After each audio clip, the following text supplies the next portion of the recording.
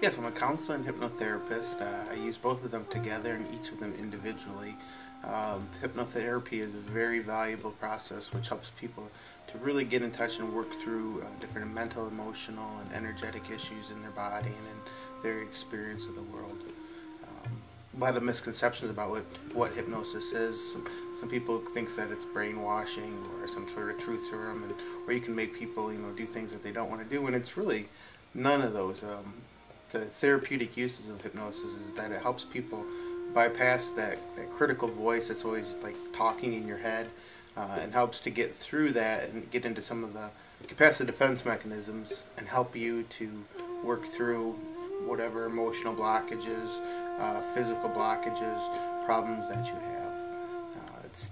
Applications are endless.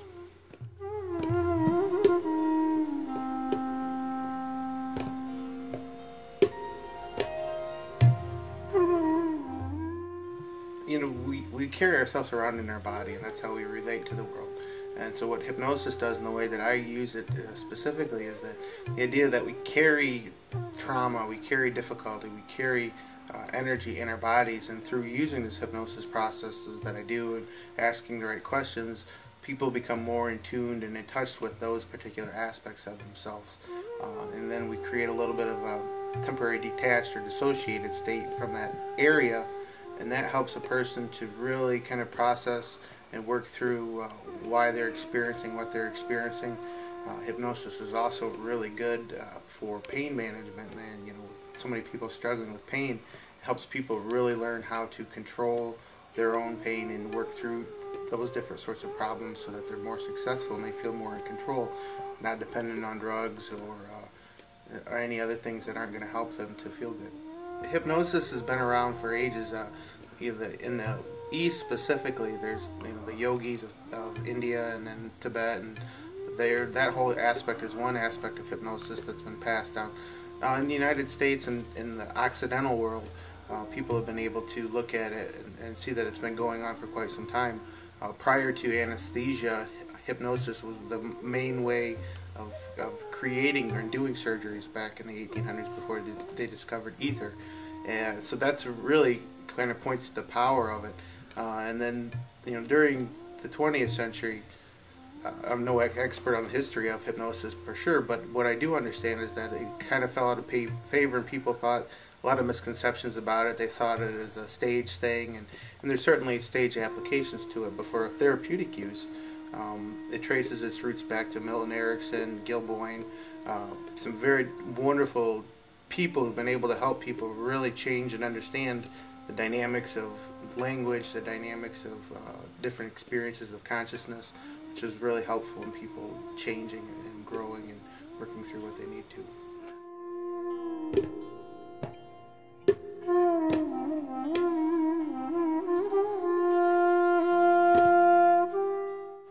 Well, anxiety, for one, is a big thing that a lot of people struggle with, and then we get wrapped up in that, and what hypnosis can do is first it can help you to relax and then find out where they experience anxiety in their body, and then that's a major area, and then help them work through that. It can give you an insight into why you're being affected by something and help you to work through it and then integrate that aspect of yourself. A lot of times another area that's really helpful is people, they feel like a lot of internal conflict. I don't know if I should do this or I should do that, or part of me likes this and part of me doesn't. And it's really useful as a parts therapy that helps people to discern and meet their own emotional needs. It's great for improving self-esteem and feelings of self-worth. It's also really wonderful in terms of people just learning more about themselves and getting through their emotional blockages. And then, of course, like I mentioned before, the pain applications for it are really wonderful. I've also worked with people too in a capacity like the idea of illness or dis-ease being a somatic issue or an emotional issue, things that have been undone. And there certainly are, obviously there's genetic components, but what hypnosis can help people do is to find out some of the somatic, the emotional reasons, the thinking reasons, things that they've done, whether it's historical factors like things in their environment or things that they've experienced at different times of their life, how those issues create disease in their body, and then help people to work through those and then become healthier people, which in turn makes, the healthier they are, hopefully the better choices you make, and hopefully the better you interact with other people in your world.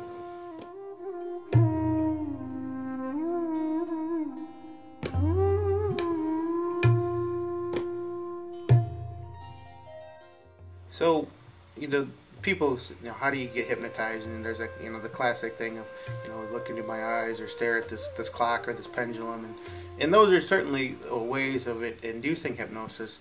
But generally, what happens when you come to hypnosis or hypnotherapy, is that use some talking, kind of repetition of things, a little bit of distraction, and relaxation most of the time to help a person relax.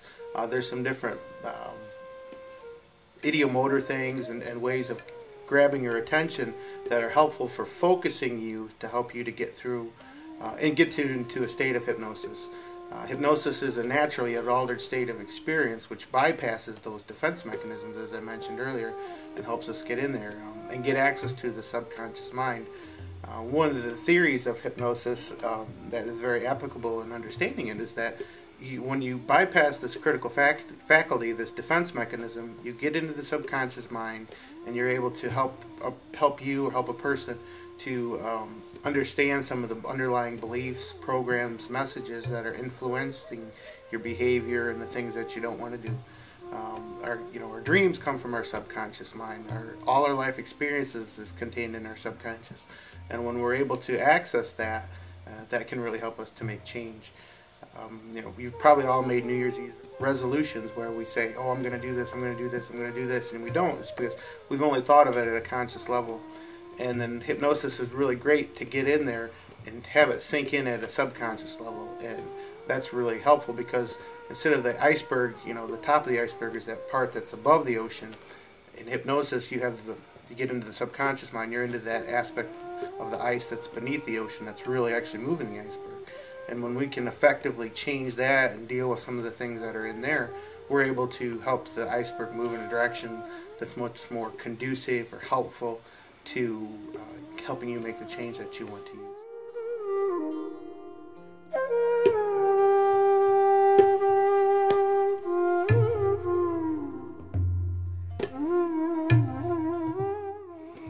Now, some of the physical things that happen during hypnosis, which have been scientifically shown, which are really powerful, and part of the reason it works is that it helps a person's brainwave states to go from a beta brainwave state to an alpha brainwave state, which you may be familiar with is connected to higher states of learning, people talking about being in the zone, feelings of well-being.